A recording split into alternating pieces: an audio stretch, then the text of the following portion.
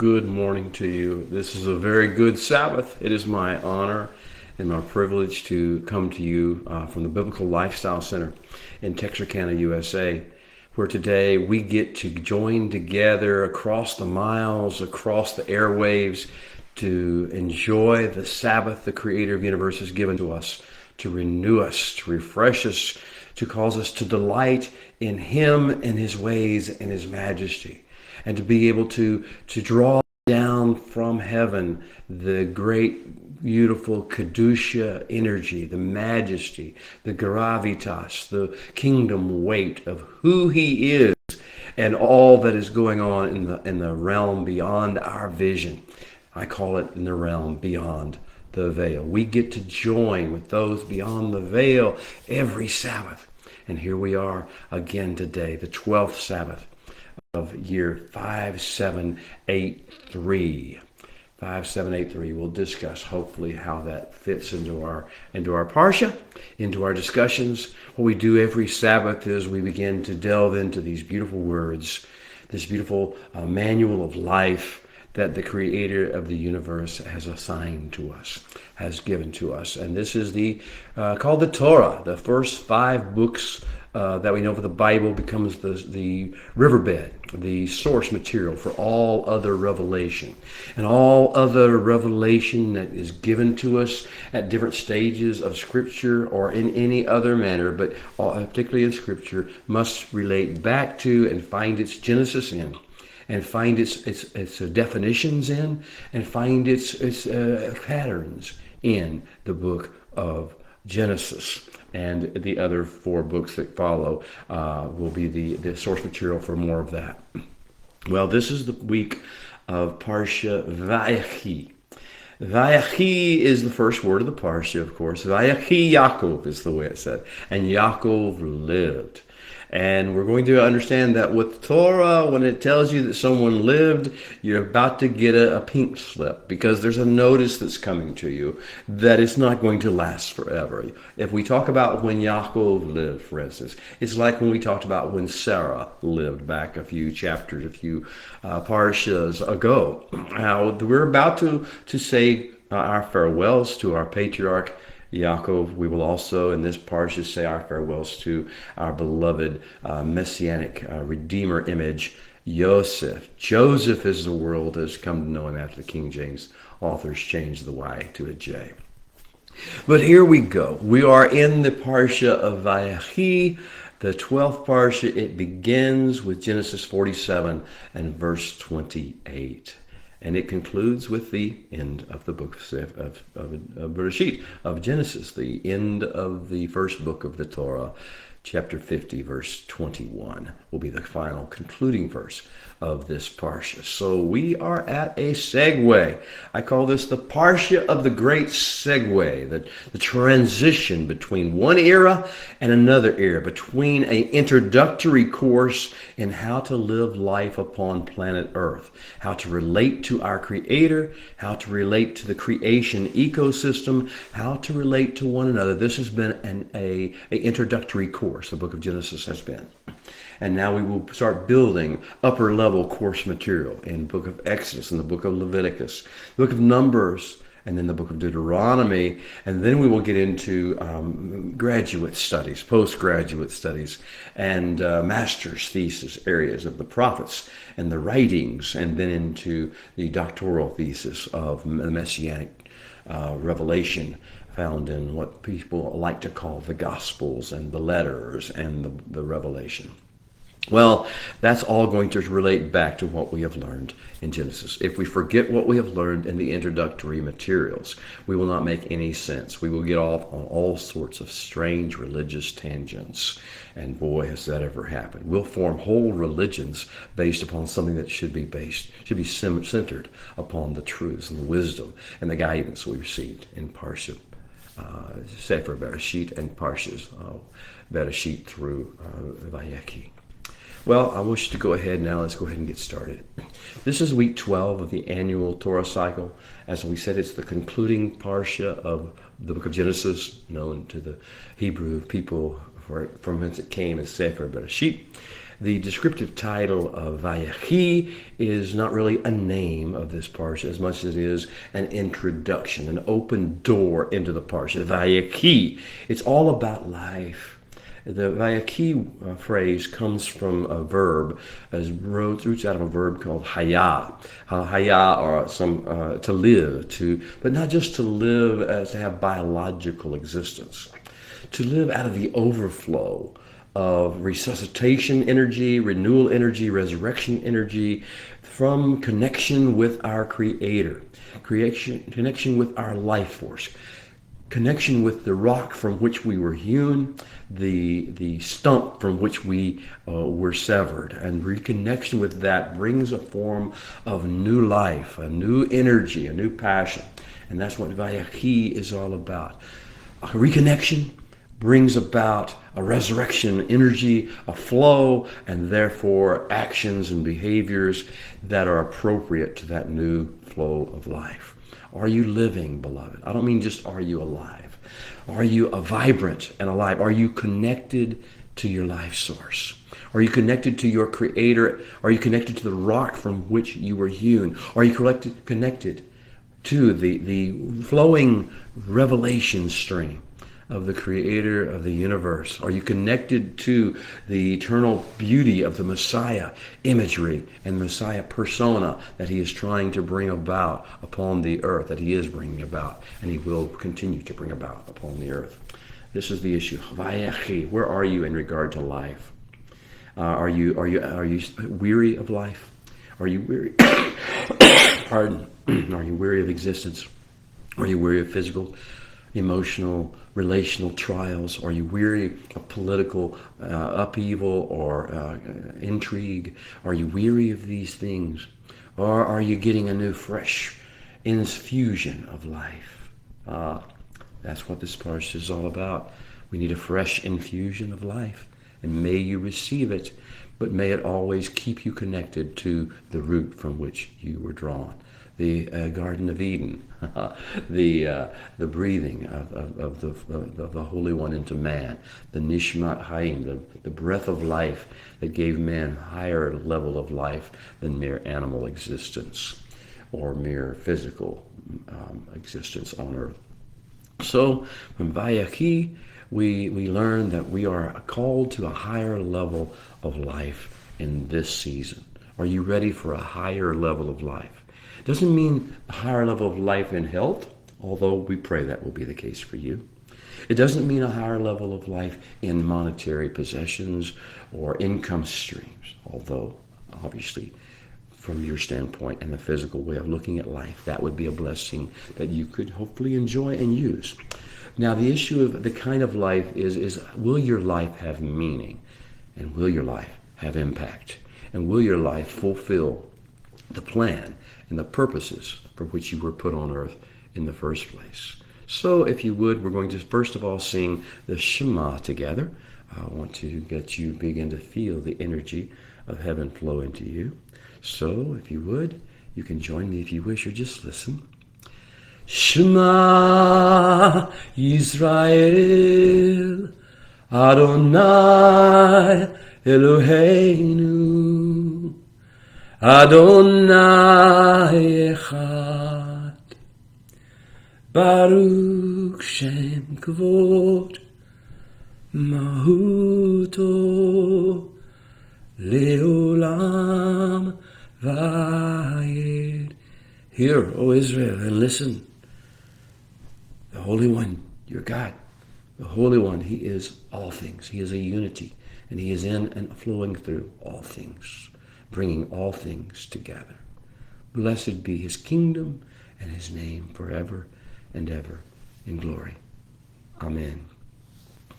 Vayechi is a shift in focus to developing essential strategies for living in the latter days.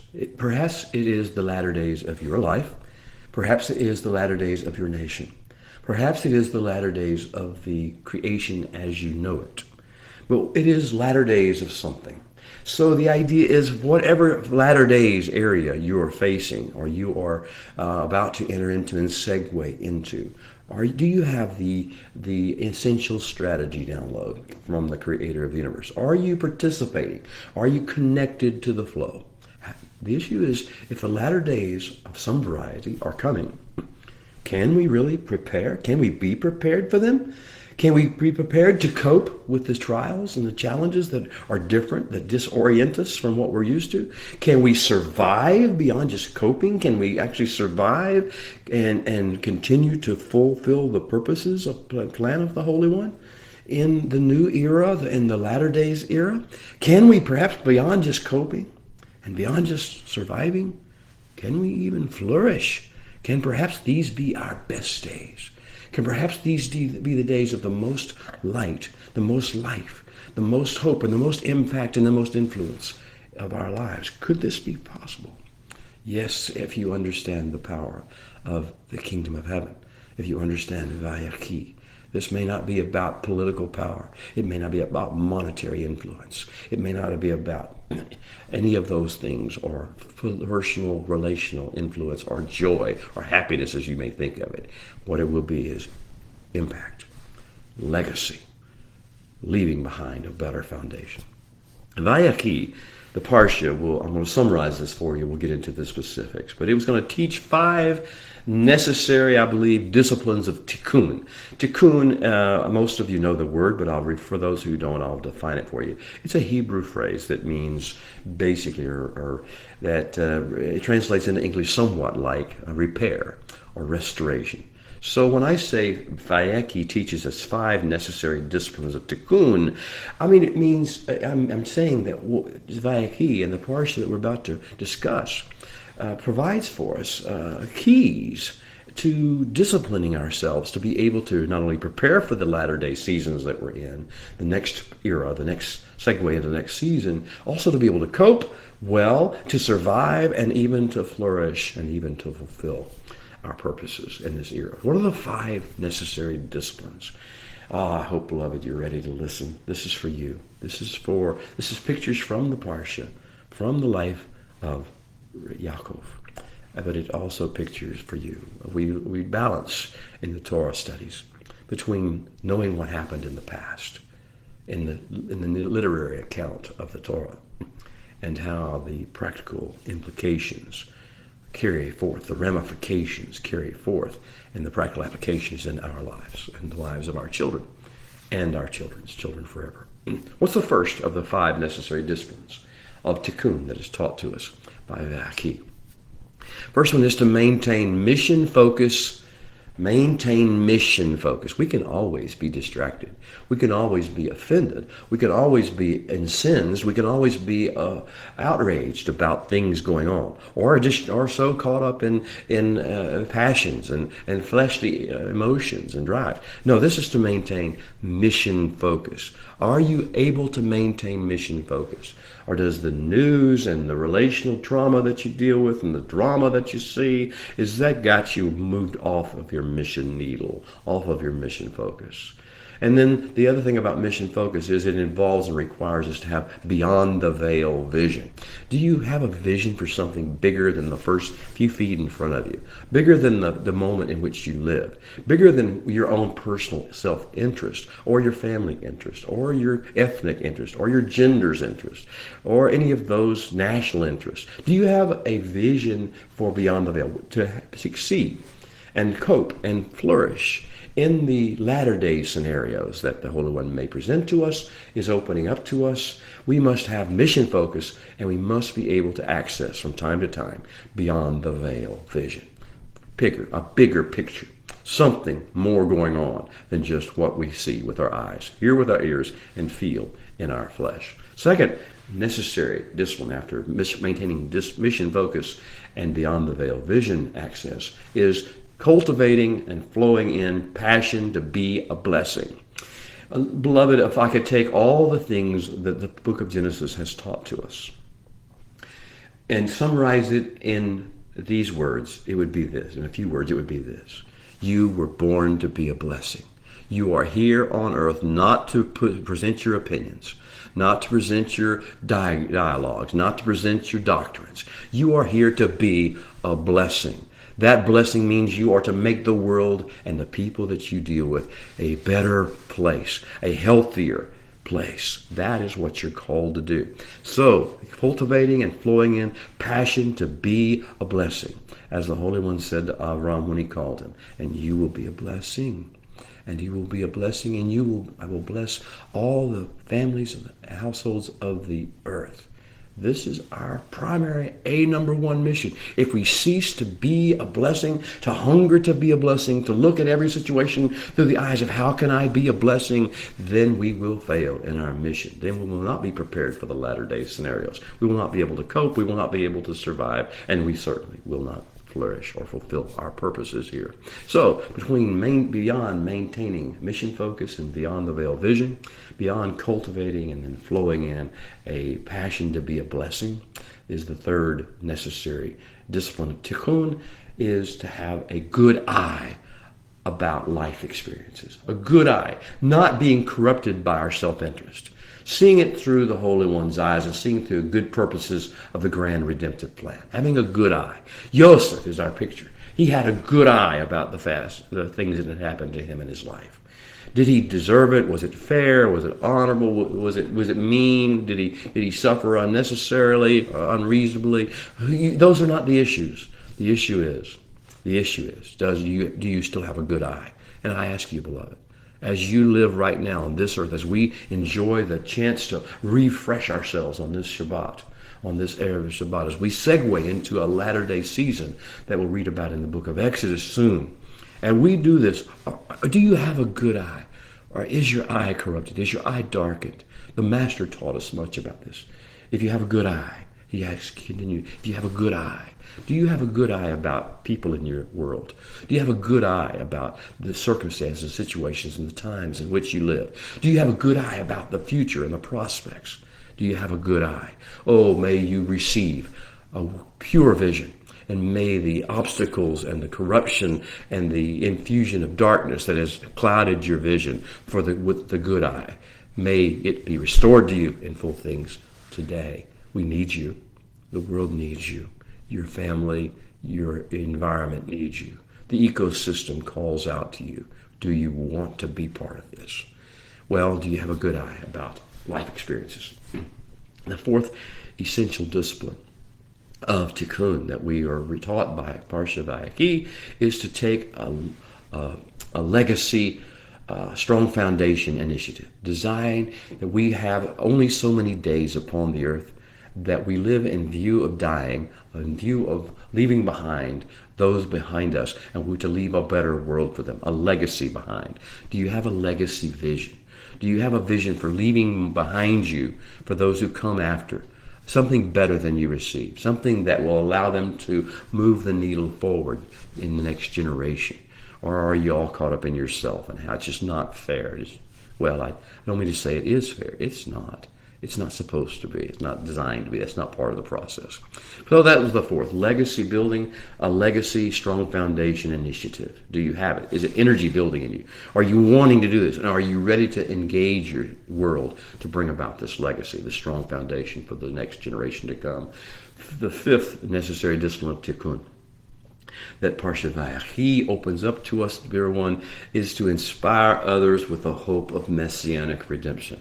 Beloved, I hope you understand this. The whole story of Yosef and how it's positioned strategically in the Torah narrative of Bereshit, of Genesis, as you may know it in the Western world. And this whole strategic placement of the Yosef narrative is designed to reawaken in humanity, reawaken in each reader, in each person, in each generation, this hope of messianic redemption. Yosef is our messianic imagery. And we finish the book of Genesis as we began with this messianic imagery of Genesis 1:3. Yehi or, let there be light. The light of the world is more than just some sort of a solar influence. Matter of fact, that wasn't about the sun at all in Genesis 1:3.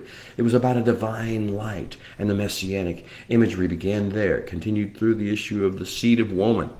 That was called for, and the one who will crush the head of the serpent, and yet will have the heel stung. These are the issues. Do you have a hope for messianic redemption? for the future? Is all your messianic redemption based upon some past event? You see, if everything has already been done, why are we still here? We are still here because there is something left undone. And we are a privileged people to be able to be called, to be invited to participate in what is yet to be done, what is left undone. Well, that's the story. That is the lesson. That is the teachings of Vayechi. So let's get started. The context. Where did the narrative of Parsha Vayegash leave us last week? I know that I unfortunately was ill. I wasn't able to speak to you, but hopefully you read it and then you studied it on your own. What happened at the end of last week is that Joseph's prototypical plan for messianic rule, peace on earth, goodwill toward men, was put into place. Please understand, it is not the system that was put into place that you're thinking about. It is the infusion of the very personality of Joseph himself. Without Joseph, the system is dangerous. Oh, yes, the system is the most dangerous of all things. But it is the prototypical plan for messianic rule. And it is benevolent rule. It is rule for peace on earth, goodwill toward men. And so toward the end of the toward the end of the Parsha, Joseph said to the people, indeed, as the people of Egypt, the people of this latter day season, Joseph said to the people, indeed, I have brought you and your land this day. I bought you this day, your land and your people from Pharaoh. Look, here is seed for you. Here we go, the seed. Look, here is seed for you. And you can sow the land. And when the harvest comes, you will give 1/5 to Pharaoh, but 4/5 will be your own. As seed for the field, and for your food, for those of your households, and for the food for your little ones. And here is the messianic harvest being spelled out, and he is the Lord of the harvest, and Joseph is being the picture of that. And while he is in place, while he is engaged in the center of it all, this is a beautiful plan, and it is a fruitful plan that all peoples can thrive under. That's the messianic rule. And the people said, in response to Joseph's proclamation, you have saved our lives. If we find favor in the sight of my Lord, let us become Pharaoh's servants. As long as Pharaoh's household is ruled by Joseph, that's a good thing. That is the fulfillment of the messianic dream. But once Joseph is gone, we see how the segue is about to take place. But Joseph heard what they said. He responded and he said, he made it a law over the land of Egypt in that day, and to this day, that Pharaoh should have 1/5, except for the land of the priests. And that did not belong to Pharaoh's. There is one thing that Pharaoh cannot touch, and that is the promise that we should hear today. There is a land Pharaoh does not own. It is the land of Eretz Yisrael for now, for us. In the closing lines of Parsha Vayegash last week were Vayeshev Yisrael be'eretz Mitzrayim ba'eretz Goshen. So Israel dwelt in the land of Egypt, in the country of Goshen. Vayikitzu havayifru. And they took hold and took root there, and they bore fruit there. Vayirabu me'ud. And they spread out and increased exceedingly, very, very much. That's how it all ended. It's almost a messianic dream, a vision of what the messianic kingdom is to be. But let's don't speak too soon. So, before we get into our Parsha Vayechi in detail, let us do our call to worship, beloved. Baruch et Adonai Hamborach. Baruch Adonai Hamborach Leolam Vayed. Baruch Atah Adonai Eloheinu melech haolam, asher bachar banu mikol ha'amin, v'natan lanu et Toratu. Baruch atah Adonai, noten haTorah. And now open our eyes, O Holy One, that we may see wondrous things in your Torah. For we are but strangers in the earth, who do not hide your commandments from us. with our blessing being spoken, the opening lines of Parsha Vayechi are Vayechi Yaakov be'eretz Mitzrayim. And then Yaakov lived in the land of Egypt. Sheva Ezrei Shana, 17 years. Vayehi Yamei Yaakov, and then the days of Yaakov's life, Shenei Hayain Umeot Shana, were 147 years. So we see Yaakov living, connected to his life force, but in Eretz Mitzrayim, in the land of Egypt, we see there is a season allotted to him, left of 17 years, Sheva Ezra Shana, 17 years, and that will make his total, that will end his life with 147 years total, whenever he was born as a twin to Esau. So many years, so many places, so many seasons ago. Well, what is the importance in the Torah narrative and to the world and to us and to our seed of Yaakov's life in general? We must ask ourselves, of Yaakov's life. Now, Yaakov, of course, is going to be remembered primarily as the father of men like Yehuda and Yosef. We're going to see a special outpouring of Yosefian and Yehudian blessing in this particular parsha. But he also lived a life that is the pattern, provides a pattern for us to live and to take lessons, life lessons from, as well as being the father, the progenitor, as it were, the patriarch of Yehuda and of Yosef. What is the purpose? What is the importance of Yaakov's life in general? And what are his last 17 years, his final 17 years in particular? How are they important to us, to our world, and to the Torah narrative? I wish to bring about a little reminder about the 17 years. First of all, to some degree, this 17 years that he spends concluding his life in Mitzrayim, in Egypt, is a bookend. The similar period, 17 years, relates back to Yosef's birth. Yosef, as we say, the genealogy of Yaakov was Yosef. Well, Yosef was born and lived 17 years in Yaakov's household, the first 17 years of Yosef's life. And now the last 17 years of Yaakov's life will be lived in Yosef's house. So we see a bookend of the 17 and the 17. There's maybe perhaps one other thing that you and I might think of as important. We've referenced latter days in our discussions thus far, and we hear it a lot. We think about it a lot. But keep this in mind, dear one. This is, in the Hebrew reckoning, creation year 5783, 5,783. Now, if you take the number 6,000, 6 days in the Hebraic way of looking at life, six years, a millennia is a day, 6 millennia, 6 days. And we subtract 5,783 years. That means we're 17 years short. There is a 17-year period looming before us that has great significance to the creation, to our bloodlines, to the grand redemptive plan and the restorative plan of the creator of the universe. These 17 years. Think about your own life in your 17-year intervals, and perhaps you will be able to see why we're told it's 17 years. Well, beyond the 17 issue, what is the value and what is the meaning of a person's trips around the sun? Years, as we call them. It seems in some ways to be an arbitrary calculation of time. Of course, we know it's not. It's the only primary measure of time that is specifically given to us by the Scripture.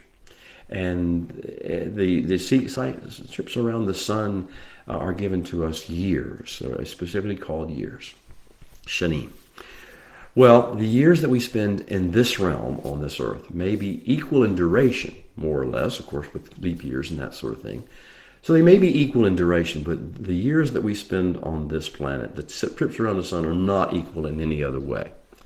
And so when we evaluate the value or the significance of a particular year or a season of years in life, we must take into account Where we stood in the grand plan at the beginning and the ending and through the middle of those years, we must take into account the setting to which we are assigned, the time, the climate environment, the world political system, the economic systems, the environments we're in, the culture that we are placed in. We must take into account because all of our years are not going to be the same, and they're not going to have the same equal footing or the same equal possibilities of impact.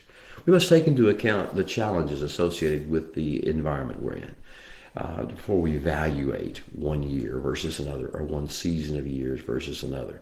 For instance, the 17 years that Joseph was in Yaakov's house versus the 17 years that Yaakov was in Joseph's house. Egypt is different than Canaan, than Eretz Israel. Well, we also need to understand the place of the year or the season of years in the time of life that we're allotted, in the pathway options that we're provided, in the purpose for which we are flowing and moving, in the quality of life we are living, in the potential and the purposed impact, I should say, of the life that we have. Each year is different. What year are you in? And what are the factors affecting your effectiveness, your impact upon the earth, upon your family, upon the environment that you live in the future, and the world to come by virtue of this year? Where are you? Do you understand where you are? This is not just living moment by moment. We live in the years. The season of Vayechi is now upon us in Torah, but it's also upon us in life. We must learn from the narrative, how to approach this season and what will be the legacy we leave behind, and whether we will or will not encourage, inspire, and awaken hope for the messianic redemption, or we will just be another set of negative voices, angry, offended, outraged people screaming and hollering about what's not fair. The time is short, and the days, as many would say, are evil. We are a vulnerable. Starts with talking about Israel in captivity in Egypt during the 17 years of Yaakov's last life. But it also involves us today, whether you're in America or South Africa, or whether you're in the Philippines, or whether you're in Malaysia, or whether you're in Spain or France or Britain, Great Britain, or whether you're in Israel. We are a vulnerable, suspect minority, not a majority. We don't get to tell the world how they should think or how they should live. We don't get to be the arrogant rulers of the universe. We are a vulnerable, suspect minority that is designed to keep us humble, keep us gentle, keep us wise as serpents and harmless as doves. We are a vulnerable, suspect minority, living in the midst of shallow and materialistic and sexually obsessed and death-possessed, pseudo-intelligence spewing, outraged about everything, self-righteous pagans. That's the world we live in. That's not to condemn them. That's all they know. That's all they've been taught. That's all the news and the media and the entertainment world and the education systems and the science systems that they've built tell them, is to be all those things. But we are a minority that has another way of looking at life, another way of impacting our time besides obsessions and outrage and self-righteousness. We have the ability to bring light, to bring hope, to bring life. How are we using that opportunity? How are we doing with that option? Well, our challenge in this season, because we are a minority and we don't have the ability to legislate and dictate rules that others have to follow. We don't have a right to lecture people. We don't have the right to extend on street corners and tell people what's wrong with them. We have another challenge. Our challenge is to stay on course with what we were actually appointed to do. The blessing, remember, we're to be a blessing. We are here to be a powerful force, countervailing against, giving another option, another way, a more excellent way, a more excellent pathway to follow. That's what we're here for. So we're to stay on course, to stay on point, to stay on mission in these difficult times. And it is difficult from time to time, I know. But the option, the alternative is not considerable, not worthy of consideration. We must stay focused. We must stay on course. We must stay on point and on mission. We must not get distracted by all the things the world throws at us and all the drama and the trauma. We must not get discouraged in doing tov, bringing about the tov, bringing about the light, the or that the Holy One has designed for us to bring about. We must sow good seed wherever we go. If we want to see this harvest that Joseph saw and proclaimed, if we want to see the harvest of the Messianic redemption come, we must sow good seed, full of life force, connected to its source, connected to the rock from which we are hewn, connected to the Creator and his ecosystem and his grand redemptive and restorative plan. We must sow good seed full of life force into the next generation and the generation after that, as long as we are given opportunity to do so. We must not leave the world, including even our pagan, godless lands of exile. We must leave those places better, a better place than they were when we came. We must leave the people there, and our sons and daughters in particular, but others as well, in a better position to flourish in difficult times or in times of prosperity and provision than we found it. We must up the needle, move the needle. So that's where we are. This is the parsha of locking in on cross-generational focus, locking in on becoming a blessing, locking in on releasing light and love and hope and messianic redemption.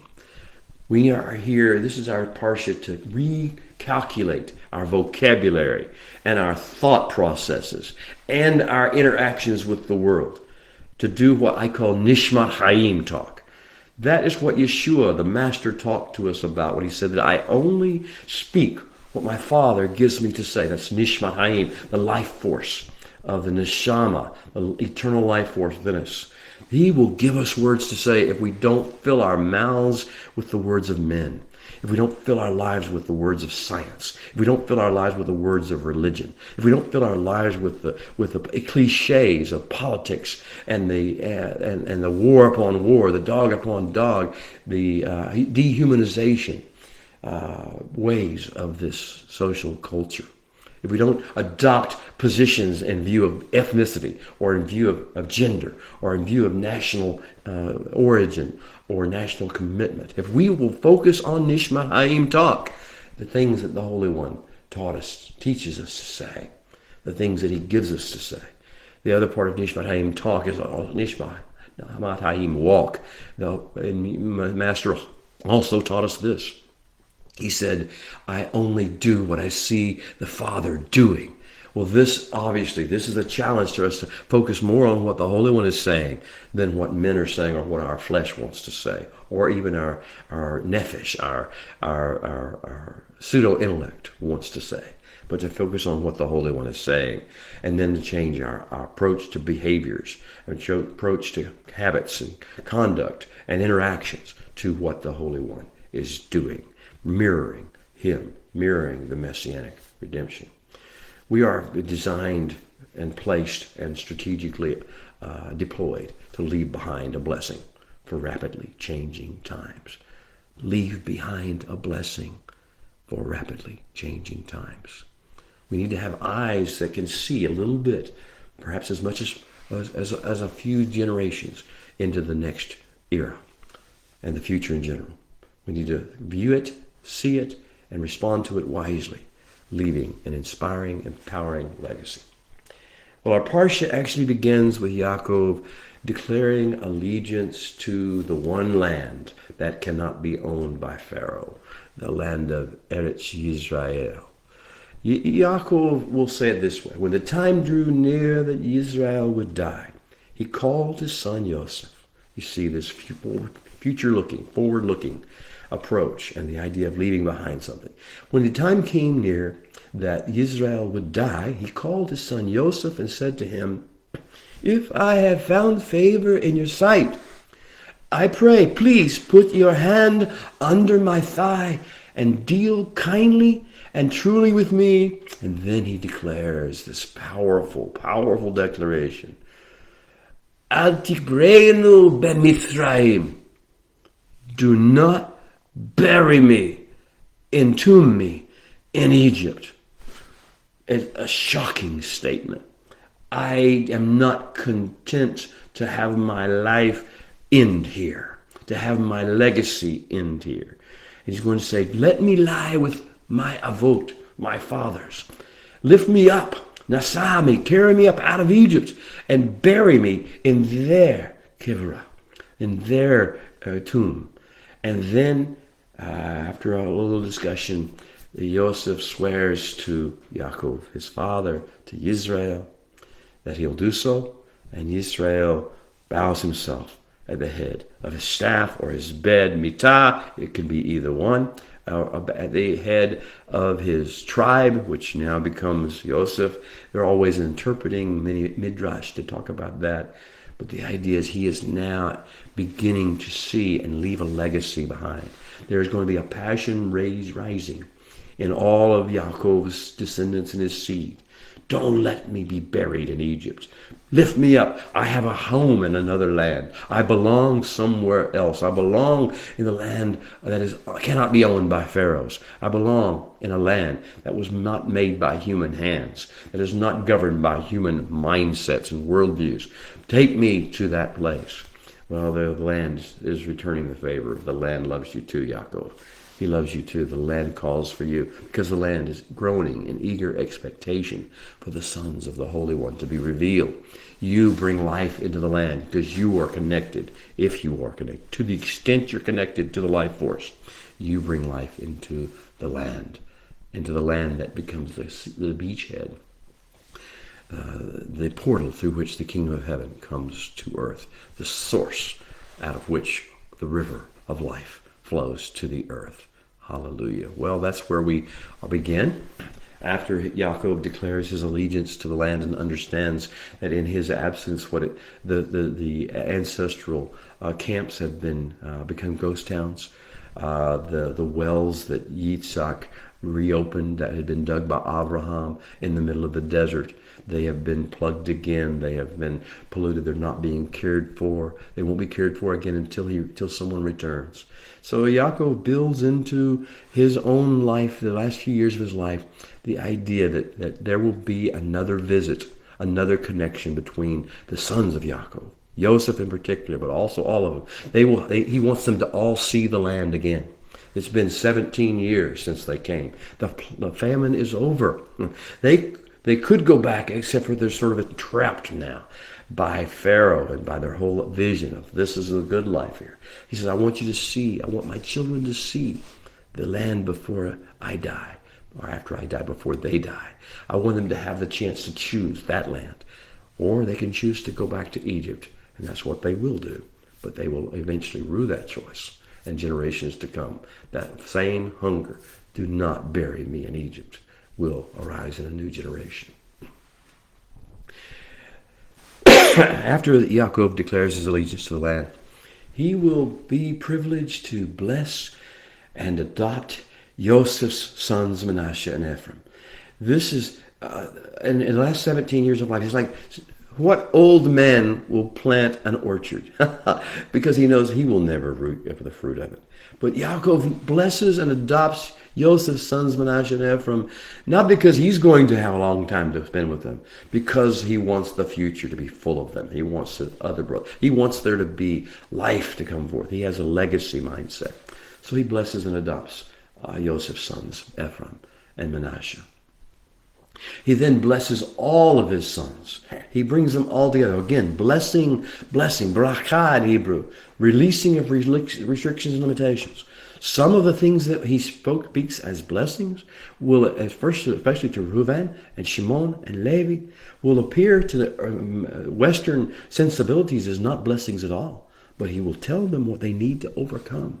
He will tell Reuben what his weaknesses, his shortcomings are, so that he can overcome them, not so that he can suffer under them. So the same thing with Shimon and Levi and their connection, their conspiracy between them. This is the issues he wishes to. It's a father's blessing to be able to say, these are the things that you have to overcome. It means that he believes you can overcome. those things.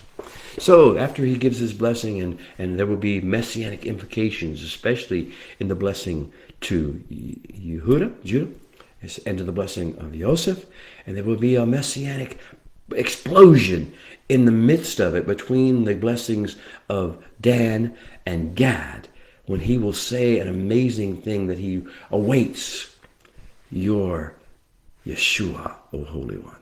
I await your Yeshua. Let Yeshua Teika, O Holy One. Well, we see Yaakov is trying to implant a vision for the Messianic redemption in all of us, in all of his sons, and through the Torah, through the narrative, in all of us that read. Yaakov will then give his last instructions, and he will meet his vanishing point, as I like to call it. Some people would say die.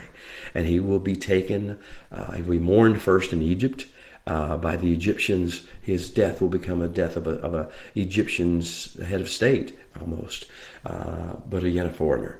He will be then carried off, as he was asked to have heaven, into the land of Canaan. There will be great mournings at a place of thorns, and then there will be a place that is called Avel Mizraim, a great mourning of the Egyptians, and then he will be laid to rest by his sons. All of his sons will go, and their children will go, and the Egyptian soldiers will accompany them, but they will all see one more time the beautiful land of Eretz Israel, and the connection, the root, the rock from which they were hewn at Machpelah and throughout the land. And then after his burial, the brothers of Joseph will wonder, was all this reconciliation, was all this healing that we believe take place, was it real, or was it mostly about Joseph honoring his father, honoring our father Yaakov? Well, we're going to see that Joseph is not limited to one factor. He is redemption, his restoration, his forgiveness, and his plan of restoration is permanent, is eternal. It goes beyond the father's life. Joseph reassures his brothers, and then Joseph finishes the course and sets the stage very well. He will actually conclude by telling us, he is going the way of the earth. He is going to die, but Elohim, the Holy One, will surely visit his brothers, will visit Israel.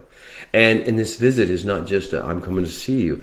It is a inspection. It is a military mustering. He will call you forth. He will appoint you and deploy you. This is the pakad. This is the visitation that Joseph prophesies over his brothers. He will visit you. He will pakad you, call you, muster you, call you forth, make you arise, bring forth the best in you, arm you, educate you, and then deploy you. And that will set the stage for a great redemption. And he will bring you back to the land. Ah, what land? The land they just went back to. The land that they saw and spurned. The land just as they had spurned Joseph in his youth. Well, that's kind of the summary of the story. Let's get into the substance of a couple of ideas.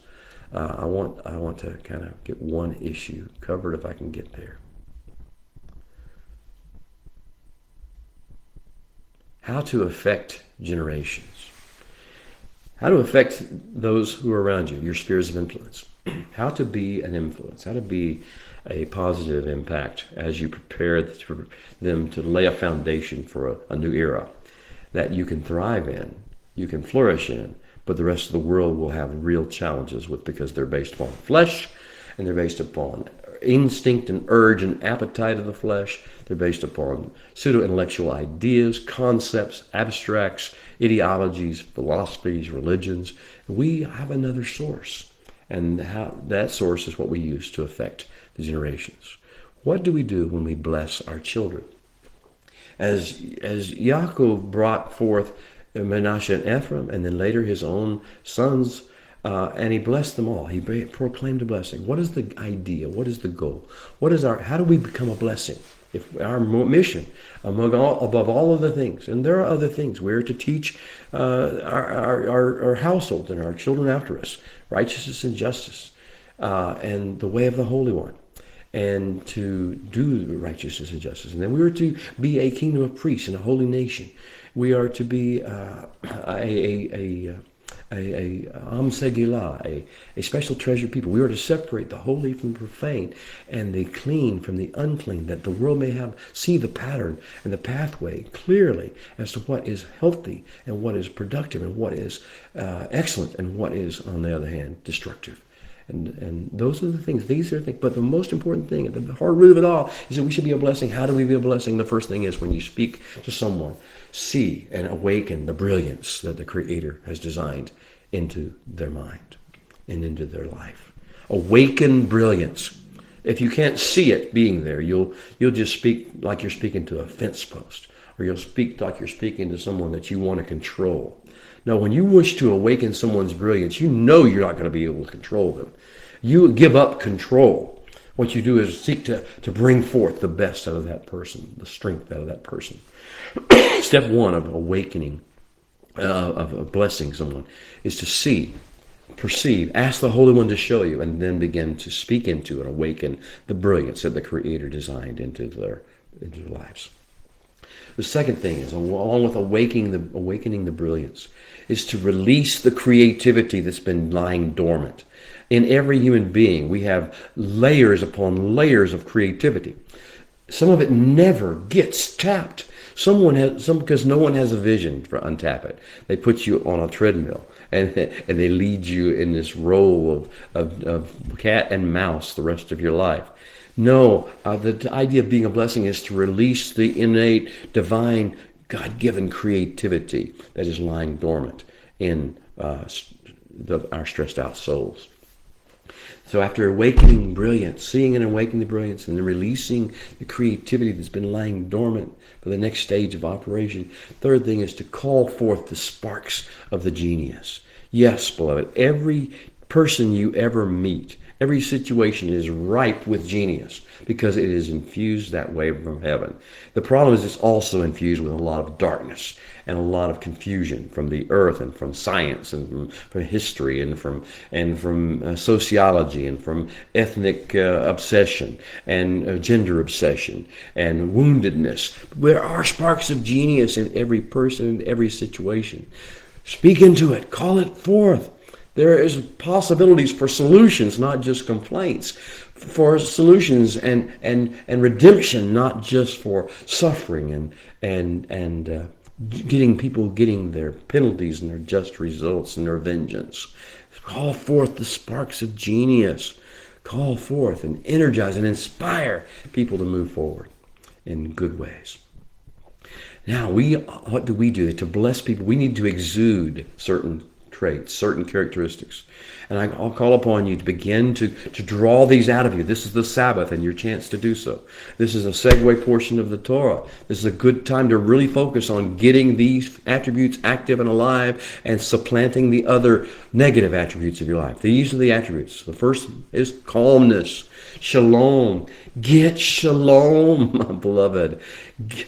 Push away, resist, reject all non-shalom, unshalom aspects of that your emotions or your pseudo-intellect or your news or your drama that you're involved in is engaged. Push that out. Find the place of calmness. Find your center of gravity in the shalom of the Creator of the universe.